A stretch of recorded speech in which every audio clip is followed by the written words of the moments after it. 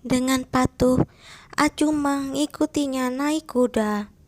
Mereka berdua menunggang seekor kuda dan tak menarik tali kekangnya. Dengan seperti itu, mereka perlahan-lahan menuju ke perkemahan. Yue, setelah ini kau tak boleh dengan gegabah maju berperang sendiri. Aku akan merasa khawatir. Sepatah kata Yue, itu membuat sebagian besar tulang Yan Yu menjadi lemas. Dia mana bisa menghiraukan perkataan lain yang diucapkan oleh Acu. Ia langsung memasang tampang seorang suami teladan dan berkata seraya mengangguk. Baiklah, aku akan menurutimu. Kalau sampai terjadi apa-apa padamu, bagaimana dengan aku, Yanzu dan Zenzu? Tanpamu, bagaimana aku bisa terus hidup? Acu dari dulu pemalu, kata-kata manis yang diucapkannya sedikit awan mendung di padang pasir. Sekarang sikapnya begitu luar biasa. Maka lawan bicaranya pun tak lagi mengingat masalah perusak suasana barusan ini. Ya, aku tahu. Seluruh Yanbei, seluruh Qinghai, seluruh Qingmeng dijadikan satu.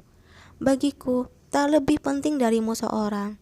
Setelah ini, kalau kau melakukan sesuatu, kau harus lebih dahulu memikirkanku.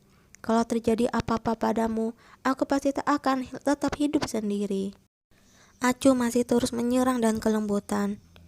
Akhirnya, garis pertahanan Raja Qinghai pun runtuh. Orang yang tak pernah minta maaf itu melakukan sesuatu yang belum pernah dilakukannya. Ia menunduk dengan patuh bagai seekor kelinci kecil. King Er, aku tahu, telah berbuat kesalahan. Seharusnya aku tak membuatmu khawatir. Baik, bagus kalau kau sudah tahu. Aku pasti akan mengingatnya. Baiklah, ayo kembali, aku sudah lapar. Baik. Acu yang baru tersadar mengucapkan perkataan itu dengan jelas dan tegas. Selain itu, ketika ia mengucapkannya, ia dapat membuat lawan bicaranya melupakan sebuah topik yang tak menyenangkan. Lantas, kenapa tak melakukannya? Angin utara menggulung bumi, salju lebat berterbangan. Orang yang berpergian seorang diri hanya sendiri bersama bayangannya. Sedangkan orang-orang yang saling menemani, saling bersandar dan bergantung satu sama lain. Di bumi ini, kekuatan, kedudukan, harta, dan kekuasaan dapat didapatkan oleh orang yang cerdas dan ulet. Namun cinta hanya dapat didapatkan oleh orang yang tulus. Di kaki Gunung Lori, Joce dan Joyang berdiri di bawah panji-panji Dakia, memandangi panji-panji perang Yanbei dan Qinghai yang kembali dengan beriringan. Mau tak mau mereka tercengang. Setelah amat lama, sudut-sudut mulut Joce terangkat. Dirinya yang telah bertahun-tahun bertempur di berbagai tempat di Beidi, memusnahkan negeri yang tak terhitung banyaknya di Beidi, dan mendirikan suatu pekerjaan besar, berkata sambil tersenyum pada Joyang. Di keluasan langit dan bumi, tak sedikit kejadian aneh. Kalau mereka bertiga bisa bergandengan tangan, untuk apa kita berdua terus bertempur? Dengan sikap menghina, Joyang menoleh, lalu berkata dengan hambar, "Tapi aku tak mengajakmu bertempur, kaulah yang selalu membuntutiku."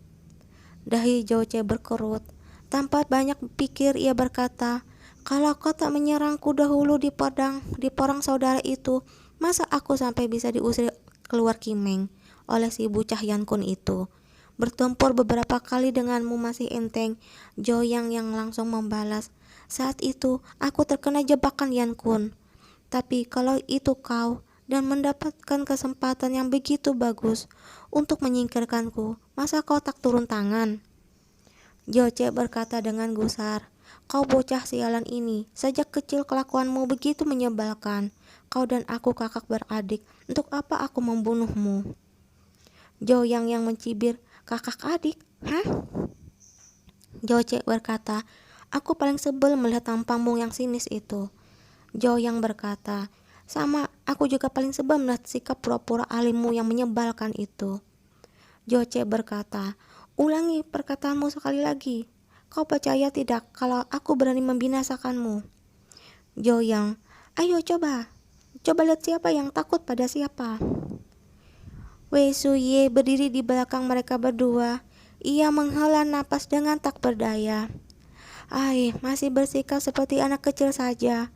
Setelah begitu banyak tahun, masih mementingkan muka saja. Pada mulanya, siapa yang melihat Joce bersusah payah menggempur Kimoye, diam-diam berpura-pura menjadi bandit berkuda Beidi dan menyerang kota milik Kimoye.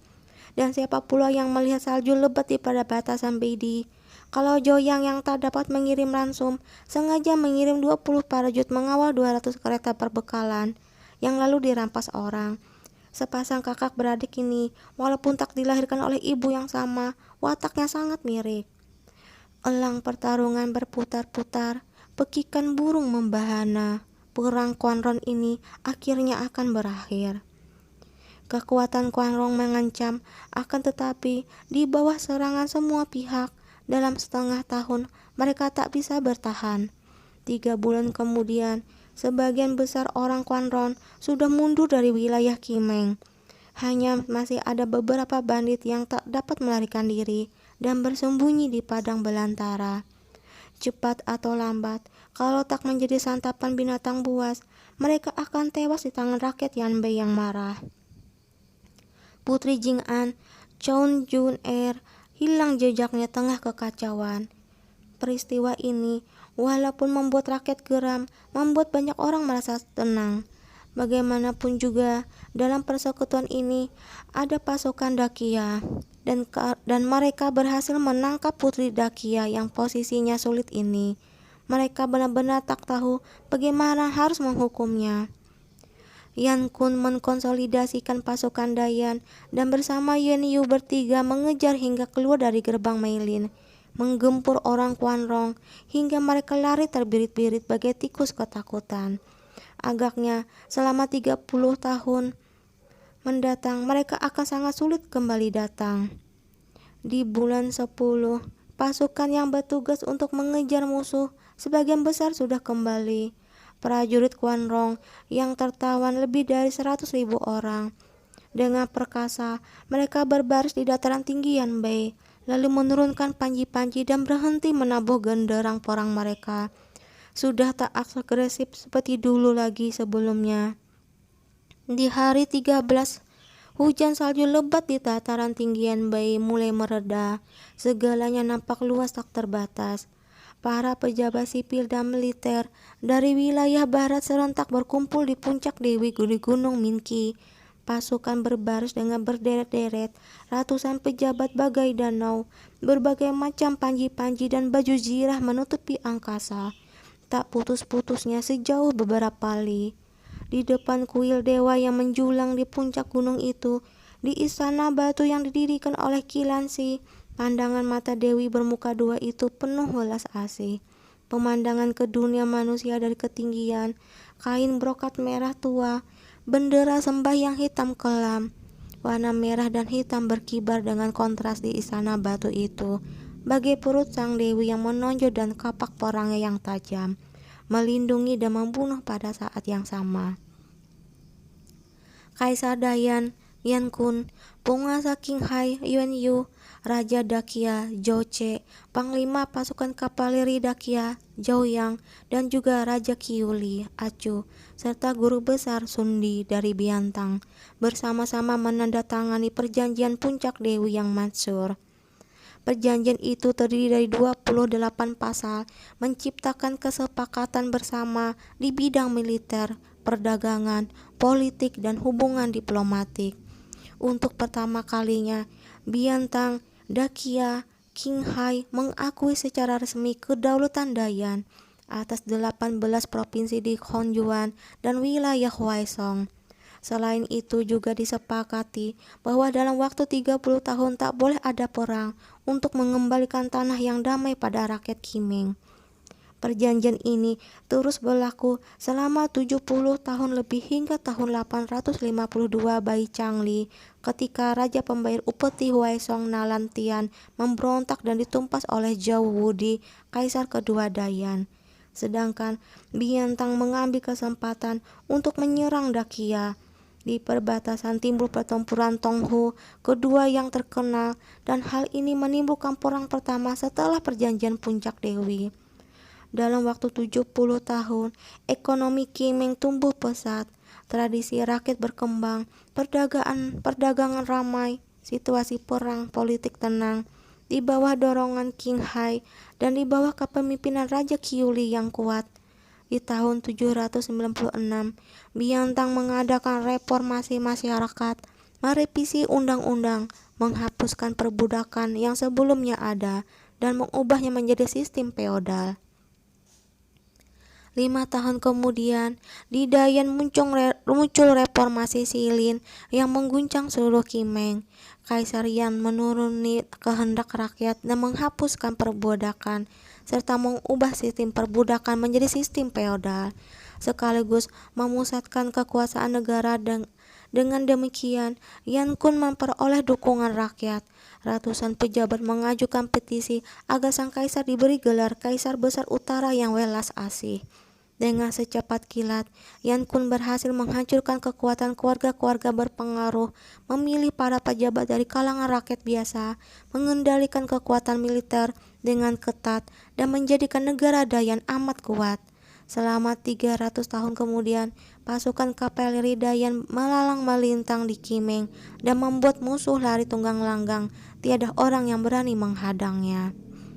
Di bawah kepemimpinan Joche, Dakia memusnahkan kekaisaran Beilui dan Malou, serta berekspansi ke utara sejauh beberapa laksali, mendirikan pemerintahan Dakia yang amat kuat dan belum pernah ada sebelumnya. Wilayah negaranya begitu luas, hingga bahkan Dayan pun kalau jauh dengannya. Hanya saja 100 tahun setelah Joche dan anak cucunya tak berdaya mempertahankan kekaisaran yang begitu besar, hal ini akhirnya kembali membuat keluarga kekaisaran Qia terpecah belah. Untung saja, ketika Raja ke-14 Zhou yang mengurus wilayah perbatasan Beidi selama puluhan tahun, di saat yang menentukan, ia telah menerima harta bagian Joche yang amat besar selama bertahun-tahun, sehingga ia dapat meneruskan kekuasaan keluarga Kaisar Qia di Beidi. Di tahun 791, King Hai memproklamasikan kemerdekaannya. Gelar dinasinya adalah King. Benderanya adalah bendera bulan dan bintang yang bersinar bersama. Ibu kotanya di Haiking. Raja King Hai Yuan Yu mengangkat diri sebagai kaisar bergelar Bai Yuan. Di tahun 791, ia secara resmi mengubah nama tahun menjadi tahun pertama Da King Bai Yuan. Setelah Raja King Hai naik tahta, ia menghapuskan istana belakang dan sistem perseliran, menghapuskan peringkat istana belakang, dan hanya mempunyai seorang istri, Raja Qiuli Acuh, dan menjadi ibu negara King Hai. Ikut serta dalam politik nasional dan untuk seumur hidupnya membantu Raja King Hai. Sosoknya dapat terlihat di belakang setiap titah kekaisaran King Hai. Karena Raja King Hai hanya mempunyai seorang istri, mirip dengan sistem ratu di daerah barat, Raja Qiuli disebut sebagai permaisuri pertama King Hai atau permaisuri Qiuli. Karena kebijakan Kaisar Bai Yuan dan permaisuri Qiuli bijaksana, 30 tahun setelahnya, King Hai melompat menjadi negara yang paling makmur di daratan Kimeng. Ekonominya berkembang serta memimpin dalam bidang teknologi. Di tahun Bai Yuan 321, revolusi industri muncul di King Hai. Sebelum di tempat lainnya, ilmu pengetahuan dan teknologi memancar dari King Hai ke seluruh Kimeng dan mendorong berkembangnya ilmu pengetahuan di seluruh daratan itu. 50 tahun kemudian, revolusi yang dipimpin oleh sebuah partai politik demokratis timbul di King Hai. Karena keluarga kekaisaran tak berdaya menumpas pemberontakan ini, para pejabat sipil dan militer di bawah pimpinan kaisar membuka titah kekaisaran. Untuk keadaan genting yang ditinggalkan Kaisar Bai Yuan dan Permaisuri Qiuli 400 tahun sebelumnya. Setelah membacanya, mereka mengambil inisiatif untuk mengatur kekuasaan negara. Sejak saat itu, King Hai melangkah masuk ke dalam era republik dan masyarakat yang demokratis. Dibandingkan dengan negara-negara barat di seberang lautan, mereka 1800 tahun lebih dahulu melakukan hal ini. Waktu bagai air bah bergulung-gulung dan berlalu. Di tahun ketiga setelah perang melindungi Kimeng, Acu melahirkan anak ketiga, Yuen Yunge. Seluruh negeri Qinghai merayakannya dengan meriah. Istana King Yue dipenuhi sukacita. Di perjamuan 100 hari, Yuen Yue menggendong putra yang paling akrab dengannya ini. Ia nampak bahagia. Bagaimana bisa tak bahagia? Acu sudah melahirkan 3 anak. Anak pertama seharian nakal dan memandang dirinya dengan cemberut, berusaha mati-matian merebut istrinya. Anak kedua terkena racun si bocah keluarga Li itu. Sejak lahir selalu menempel dengan Li King Rongrong, tak sudi digendong laki-laki lain. Bahkan dirinya sang ayah pun tak terkecuali. Untung saja sekarang ada Yunye. Yuen Yu menggendong anak ini. Ia memperhatikannya. Semakin lama, ia semakin merasa bahwa anak ini mirip dengan dirinya. Ia melihat bahwa alis dan matanya sangat mirip, benar-benar reproduksi dirinya sendiri. Nak, senyumlah pada ayahanda raja. Mendengar perkataannya, tak peduli apakah ia mengerti perkataannya atau tidak, anak itu segera membalasnya dengan sebuah senyuman yang cemerlang. Dengan kegirangan, Yuan Yu berulang kali menyombong ke orang-orang sebelahnya. Coba lihat, putraku sangat cerdas, begitu kecil, tapi sudah bisa mengerti perkataanku.